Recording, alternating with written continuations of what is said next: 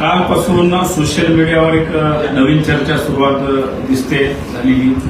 Social मीडियाच्या फेसबुकच्या पेजच्या माध्यमातून अनेक जणांनी प्रश्न त्या ठिकाणी उपस्थित केलाय, प्रश्न उपस्थित केलाय की नांदेडचे खासदार भाजपमध्ये जाणार म्हणून.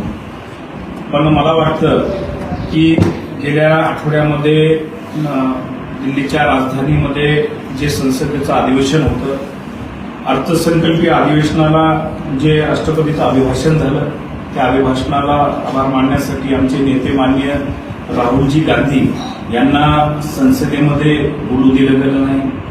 आज त्यांनी जे देशाच्या सुरक्षेचा मुद्दा त्या ठिकाणी संसदेमध्ये उपस्थित करत असताना एवढा महत्वाचा मुद्दा माननीय राहुलजी गांधी यांना बोलू देत नाही आणि राष्ट्रपतीचं अभिभाषणाचा आभार व्यक्त करण्यासाठी देशाचे पंतप्रधान जेव्हा या संसदेमध्ये येत नाहीये आणि देशामध्ये सध्या भाजप बॅकफुटवर गेल्याचं चित्र संपूर्ण देशवासियांना पाहायला मिळत आहे.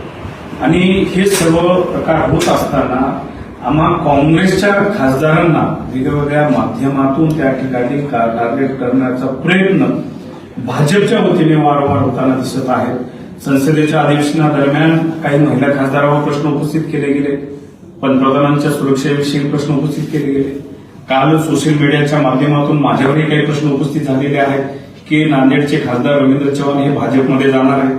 पण मला आपल्या माध्यमातून जनतेला सांगायचं आहे की जनतेने मला लोकसभेमध्ये निवडून दिलेला मी खासदार आहे. मला कुठेही मागच्या दरवाज्यानं कुठेही सभागृहात जायचं नाहीये. मी एक काँग्रेसचा सच्चा पाईक आहे. माननीय राहुलजी गांधी आज देशाला ज्या विचारावर घेऊन जात आहेत, निश्चितच एक राहुल गांधीचा सच्चा समर्थक, खंदा समर्थक म्हणून या ठिकाणी संसदेमध्ये काम करत आहे. भाजप हे वेगळ्या अशा अफवा वेगवेगळ्या माध्यमातून पसरून जनतेमध्ये संभ्रम निर्माण करण्याचं काम या ठिकाणी करत आहे. नांदेड जिल्ह्यामध्ये जेव्हा काँग्रेस अडचणीमध्ये होते, माझे वडील स्वर्गीय खासदार वसंतरावजी चव्हाण साहेब यांनी काँग्रेसला जीवन ठेवण्याचं काम केलं, काँग्रेससाठी बलिदानी ते दिलं. स्वर्गीय खासदार वसंतरावजी चव्हाण साहेबांनी या जिल्ह्यामध्ये ज्याप्रमाणे काँग्रेस वाढवण्याचं स्वप्न त्यांनी बघितलं होतं, निश्चितच स्वर्गीय वसंतरावजी चव्हाण साहेबांच्या पावलावर त्यांनी जे स्वप्न बघितलं, याही पुढे नांदेड जिल्ह्यामध्ये काँग्रेस पक्ष एक नंबरवर आणण्यासाठी आम्ही सर्व काँग्रेसची मंडळी माझ्यासहित आम्ही सर्व प्रयत्न करत आहोत.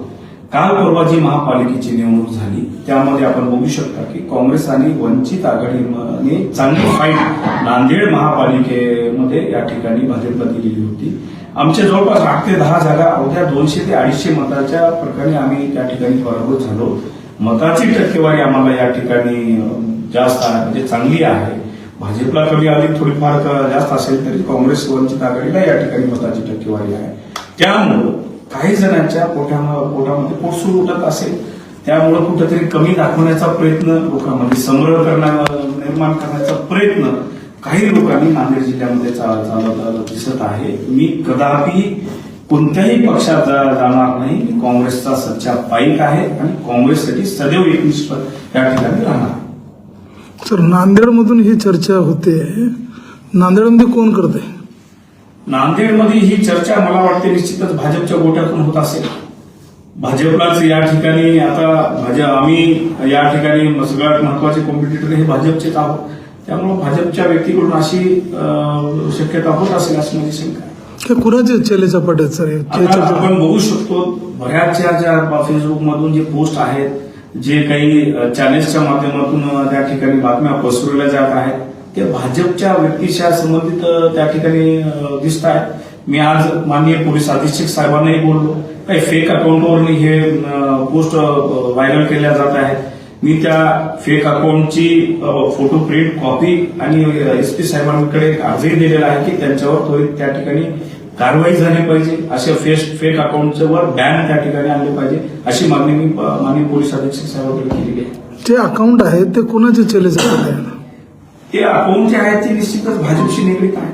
कोण नांदेडमध्ये कोण? आता भाजपची जी मोठी मोठी मंडळी आहेत त्यांच्याशी निगडीत आहे. कोण सर? थेट कोणाचं नाव घ्यायचं आपल्याला? निश्चितच जे भाजपची आता मोठी मंडळी आहेत नांदेड जिल्ह्यामध्ये, जे सर्वेसर्वा भाजपचे म्हणून घेत असतील त्यांच्या संबंधित असतील. काँग्रेसला मिळालेलं यश हे भाजपला निश्चितच तुम्ही म्हणल्याप्रमाणे काँग्रेसला जे काही यश नांदेडमध्ये मिळालेलं आहे ते भाजपला बघू वाटत नसेल येणाऱ्या जिल्हा परिषद निवडणुकीमध्ये नांदेड जिल्ह्यातल्या लोकांमध्ये संभ्रम निर्माण करण्यासाठी असा प्रकार या ठिकाणी नांदेडमध्ये होताना दिसतोय.